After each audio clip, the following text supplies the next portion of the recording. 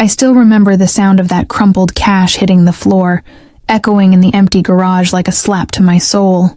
My father's voice was cold, sharper than the metal tools hanging behind him. "Here's $250, he said, tossing the bills toward me without even looking up. "That's all you'll ever be worth." I stood there frozen, the air thick with the smell of oil and sawdust, trying to stop my hands from shaking. For years, I had worked under him in his company late nights. Long hours, no appreciation. Every success I had, he claimed it as his own, and every mistake, he made sure everyone knew it was mine. That day, I told him I wanted to start something on my own. I wasn't asking for money or help, just a chance. He laughed, that cruel, heavy laugh that still rings in my head.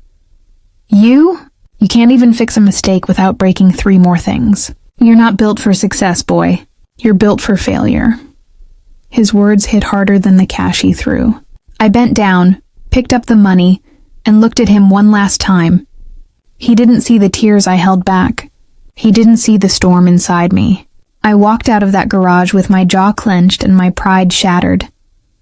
But deep down, I made a silent promise. I would never let him be right about me.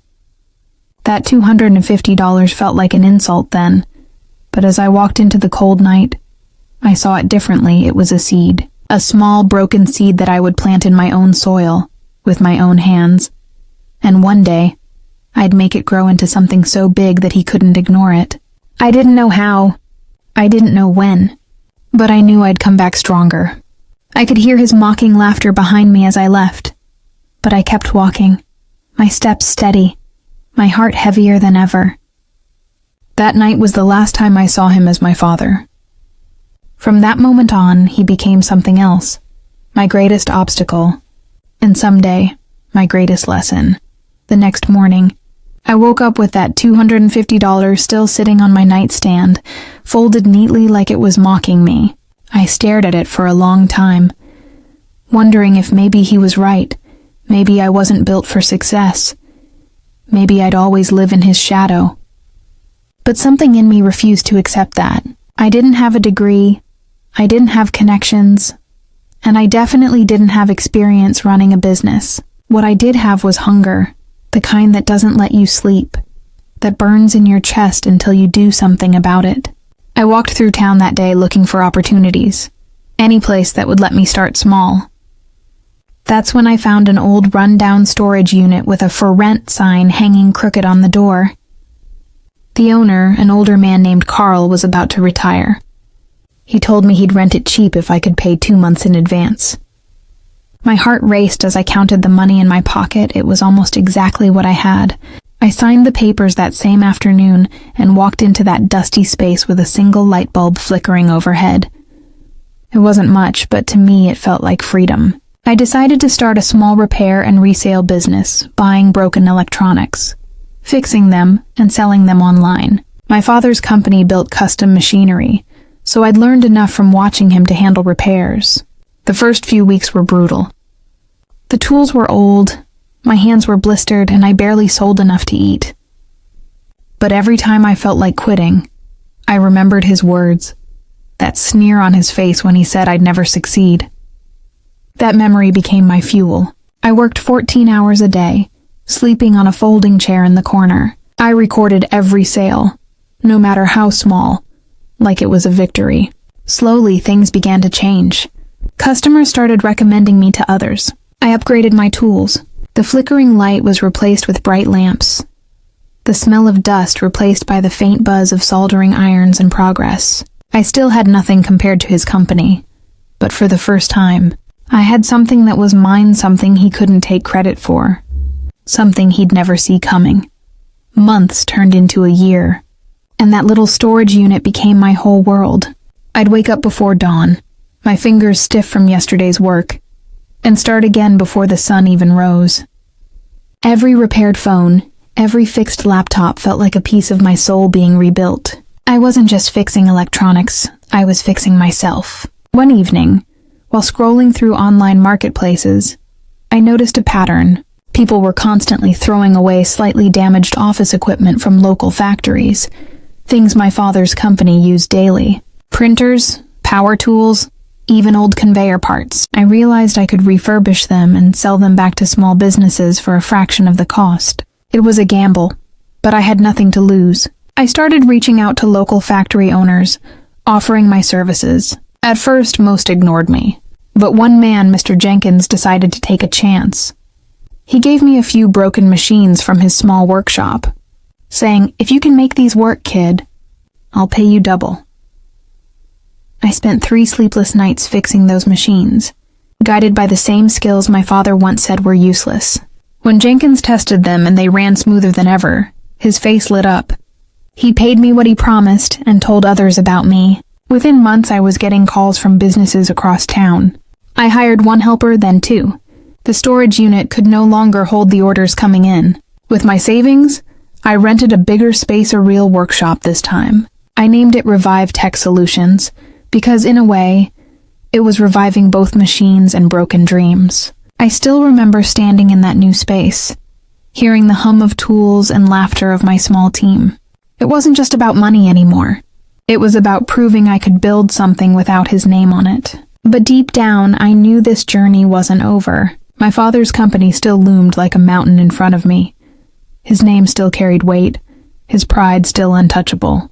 I wasn't ready to face him yet, but fate, as it always does, had other plans. Because just when I thought I had finally escaped his shadow, I got a phone call that would change everything. It was a rainy Thursday evening when my phone rang, the kind of night where thunder rattled the windows and the streets shimmered under the streetlights. I almost didn't answer because I was elbow deep in a broken motor, but something in me said to pick it up. The voice on the other end was shaky, desperate. "Is this Revive Tech Solutions?" he asked. "We heard you're good with industrial repairs. We need urgent help, our production line's down." I wiped my hands and asked for details, but when he mentioned the company's name, my heart froze. It was my father's. For a moment, I thought it was a cruel joke. I asked him to repeat it, and when he did, I could almost hear fate laughing in the distance. My father's factory, the same place I was humiliated and thrown out of, was now reaching out to me for help. I hesitated. Every memory came flooding back, the way he looked down on me, the laughter, the sting of those words. "You'll never succeed." I almost hung up. But then I thought about how far I had come. I wasn't that broken kid anymore. I agreed to take the job. That night, as I drove through the rain toward his factory, my heart pounded like a drum. The gates looked the same, but the place felt different, quieter, almost lifeless. Machines were silent, workers stood around helpless, and I could see the frustration on their faces. When I walked in, the foreman recognized me immediately. His eyes widened in disbelief. "You're his son, aren't you?" he said. I nodded. He didn't ask questions, he just showed me the malfunctioning system. I got to work, my mind laser-focused. Hours passed as I rewired circuits, recalibrated motors, and brought the machines back to life. When the main belt finally roared back into motion, the workers cheered. I stood there, soaked in sweat and oil, but smiling for the first time in that building. My father wasn't there yet, but word spread fast. I could already feel the weight of what was coming, the inevitable confrontation. Because fixing those machines wasn't just a repair job, it was a message. A silent declaration that the failure he'd thrown out of his life was now the man saving his company from collapsing. By the time my father arrived, the factory floor was alive again. Machines hummed, workers moved with purpose, and the tension that had filled the air earlier was replaced with relief. He walked in wearing his usual expression, stern, proud, untouchable. But when his eyes landed on me, that expression cracked. For a few seconds, he just stared as if his mind refused to believe what he was seeing. "What are you doing here?" he asked, his voice low but sharp. I straightened my back, met his gaze, and said calmly, "You called for help. I came." He scoffed, looking around at the running machines. "You fixed all this?" I nodded. He shook his head, his lips curling into that same mocking smirk I'd grown up seeing. "Don't try to act like some hero. You probably just got lucky." His words didn't sting this time. They used to cut through me like knives, but now they sounded hollow, like echoes of a man who couldn't stand to lose control. "Call it luck if you want," I said quietly, "but luck doesn't rebuild engines." The workers were watching us now, silent, waiting. He noticed their eyes on him and turned away, pretending to check the machines. "Send the bill to accounting," he muttered, and began to walk off. But then he stopped and glanced back. "You're still just a repair boy," he said coldly. "Don't think this changes anything." He left without another word, his footsteps fading into the metallic clang of the factory. I stood there watching him go, my chest heavy but steady. For the first time in my life, I didn't feel small in his presence. I didn't need his approval anymore. The next morning, the payment arrived in my account triple what I had quoted. Maybe it was pride, or maybe it was his silent way of saying he understood what I'd done. I didn't dwell on it. Instead, I invested every cent back into my business. More tools, better equipment, more workers. Revive Tech Solutions began growing faster than I ever imagined. And with every new client, every success story, one thought echoed in my mind. He had no idea that the small act of humiliation he threw at me had built the empire now standing next to his. Within 2 years, Revive Tech Solutions became one of the most trusted repair and machinery service companies in the region. We weren't just fixing small machines anymore. We were rebuilding entire production systems for factories, helping struggling businesses get back on their feet. Ironically, many of those clients were the same people my father had once turned away or overcharged. They came to me because I offered fair prices, quick service, and treated them with respect. Word spread fast, and soon, I wasn't chasing opportunities, they were chasing me. I hired engineers, mechanics, and technicians who shared my passion. We moved into a sleek new building with glass walls, modern equipment, and the same workbench from my first storage unit placed right in the lobby as a reminder of where it all began. Every time I walked past it, I could almost see my younger self hunched over a broken motor, driven by pain and determination. Success was finally mine, but deep down, I knew my story with my father wasn't over. One morning, while reviewing contracts, my assistant rushed into my office holding a letter. "You need to see this," she said, her eyes wide. It was from a financial institution. My father's company was in serious debt. Declining sales, outdated systems, and poor management had pushed them to the edge. I sat there reading the report, my hands trembling. His company, the one that defined my childhood, the one he believed would last forever, was falling apart. For a long moment I didn't know how to feel. Part of me wanted to smile, to think this was karma, but another part of me, the part that still remembered the boy who just wanted his father's respect, felt something different. Pity.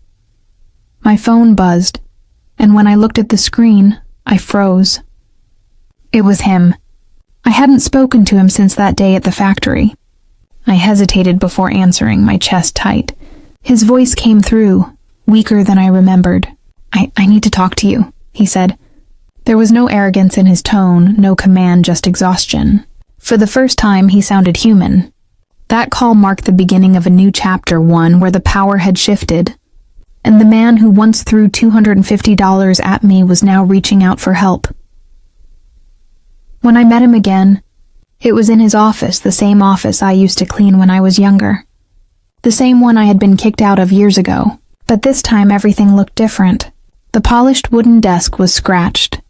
The company logo on the wall was fading, and the air smelled of dust and desperation. He sat behind the desk, shoulders hunched, eyes tired. For a man who once carried himself like a king, he looked smaller, almost fragile. "You came," he said quietly, not looking up right away.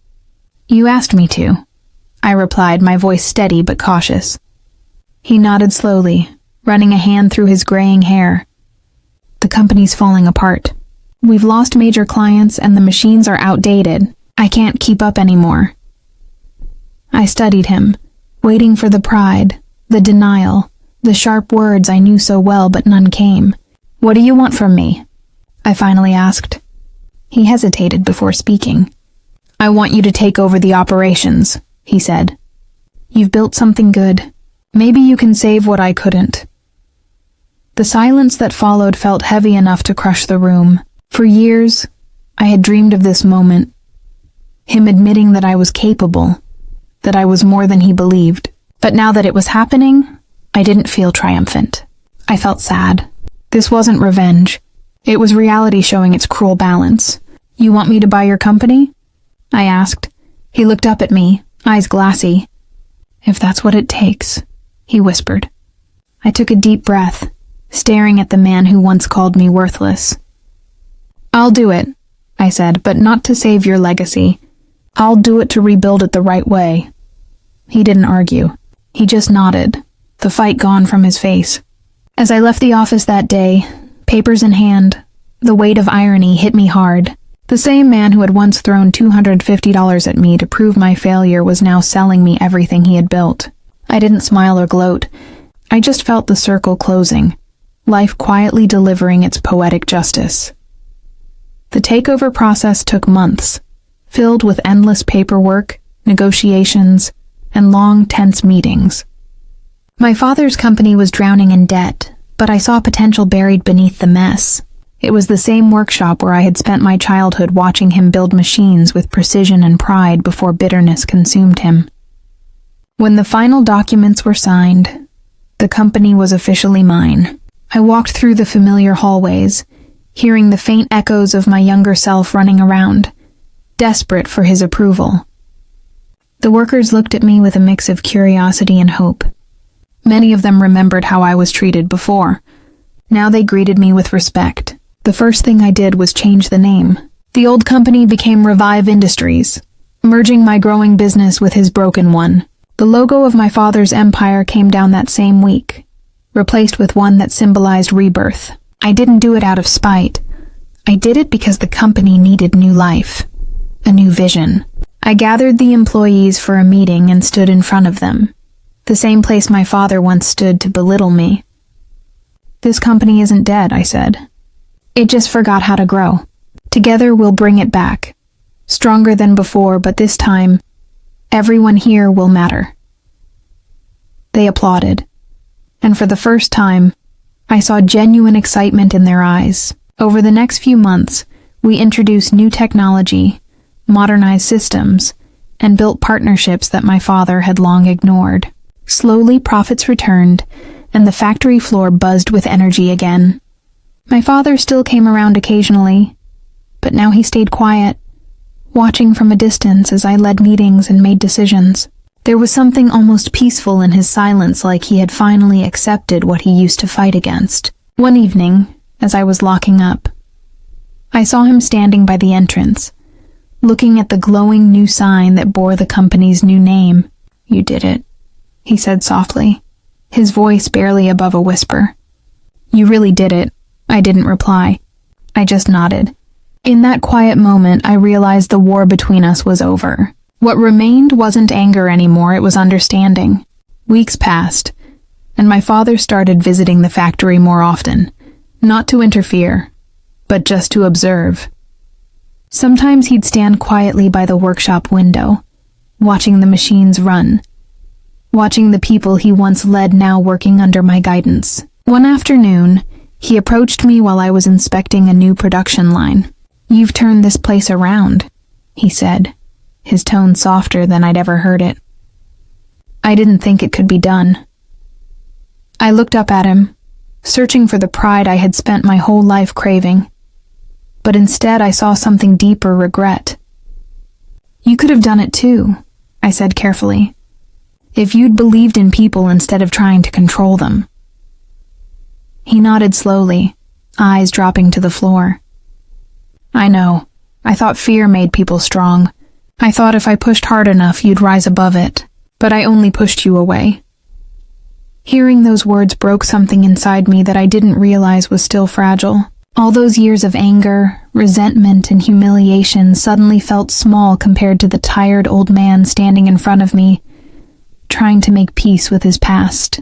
"It's not too late to be better," I said quietly. He smiled faintly. Maybe not. But it's too late to undo the things I said. I didn't answer. Instead, I handed him a file with the company's latest quarterly report. He flipped through it, and his eyes widened when he saw the numbers. "You've doubled our revenue in half a year," he whispered, almost in disbelief. "Not our revenue," I corrected gently. "Our people did that. I just gave them what they needed." He looked at me for a long time, his lips trembling as if he wanted to speak but couldn't. Finally, he placed a hand on my shoulder, the same hand that once shoved me away. "You did good, son," he said, and walked off before I could respond. For years I had imagined what it would feel like to hear those words from him. And now that I had, I didn't feel triumph. I felt peace. The boy who left that garage with $250 and a broken heart had finally healed. A year later, the factory stood as a symbol of transformation, not just in business, but in spirit. What was once a place of tension and fear had become a home for innovation and respect. The workers no longer whispered or avoided eye contact. They laughed, collaborated, and took pride in their work. Every morning when I walked through those doors, I felt a deep sense of gratitude, not for revenge or victory, but for the journey itself. My father had retired completely by then. He spent most of his days tending to a small garden behind his house, a place he once ignored but now found peace in. Sometimes I visited him on Sundays, and we'd sit in silence, just watching the sun dip below the horizon. Words weren't necessary anymore. One evening, he handed me a small box. Inside was the same $250 he had thrown at me all those years ago. He had kept it, folded and untouched. "You turned this into everything," he said, his voice trembling. I stared at the bills, my chest tightening as memories flooded back. The humiliation, the struggle, the fire it lit inside me. "No," I replied softly. "You did. Without that moment, I might never have found my strength." For the first time in my life, I saw tears in his eyes. He nodded, unable to speak. That night, as I drove home, I realized how far I had come from a boy who was told he'd never succeed to a man who owned everything his father once ruled. But more importantly, I had gained something far greater than wealth or power. I had gained peace, self-respect, and the ability to forgive. Life has a way of turning pain into purpose if you let it. Today, when young people ask me how to handle failure, I tell them my story. I tell them about that garage, that $250, and the man who taught me my hardest lesson. Not all gifts come wrapped in kindness, some come disguised as rejection. But if you hold on, if you keep moving forward, even the cruelest words can become the reason you rise. Because in the end, success isn't about proving others wrong. It's about proving yourself right.